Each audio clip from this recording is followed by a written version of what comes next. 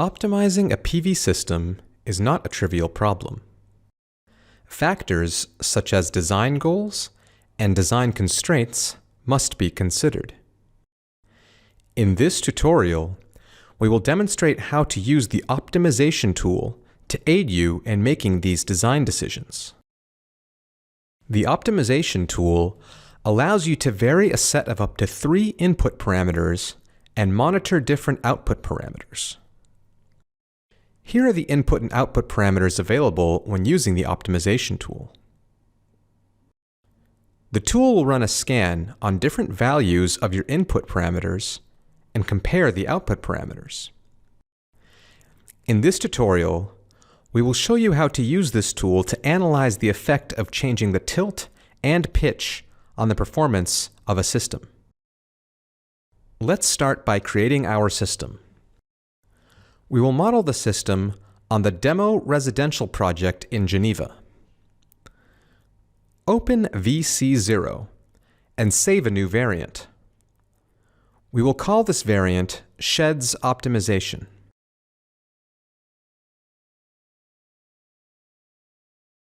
Change the orientation to Unlimited Sheds. Leave the other parameters as they are now. Instead of running the simulation, we will now use the optimization tool. Click on Advanced Simulation. Click on Optimization Tool. First, choose a name for the scan. In our case, we will call this scan Pitch and Tilt Optimization. In the first tab, you can choose your input parameters. In our case, we are going to use pitch and tilt. For each parameter, you can then choose the range and number of steps for the scan. In our case, let's use 4 values between 5 degrees and 35 degrees for the tilt.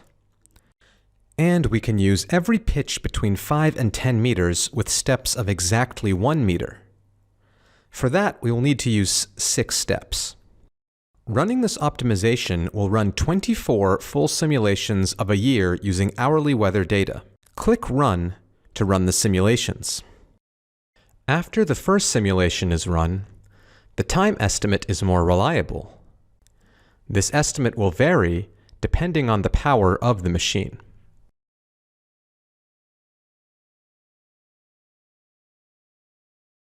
Once the optimization scan is finished, you are brought to the View Results tab.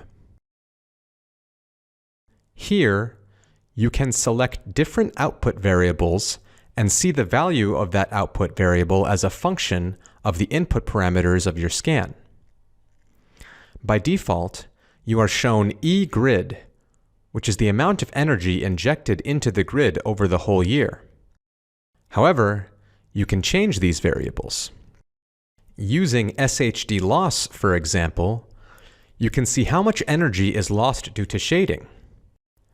As you may expect, a smaller pitch and larger tilt angle result in more shading losses. In this system, we have not defined economic parameters. However, if you have performed an economic simulation, you can look at the economic results of the simulation with LCOE and payback period. There are also tools to customize this plot. By default, you can see the pitch on the x-axis and the tilt on the y-axis. However, these can be swapped. Alternatively, you can also look at 1D plots of a particular variable. In this case, we are looking at E-grid with respect to tilt only. When you do this, you need to define a constant value for your other input parameters. You can do this using the slider or the arrow buttons. Finally, there are some options for the plot display. First, you can choose to display the maximum on the plot or not. The next option allows you to show the full range for the plot among all data points or not. When selected, the y-axis stays fixed among all the plots using the full range of data points throughout the scan. When deselected, each plot will use its individual maximum and minimum values to set the y-axis limits. When you are finished with your scan, click OK to close the scan.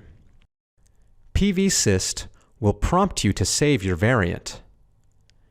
If you save your variant here, all of these results will be saved to the variant and you'll be able to see them again.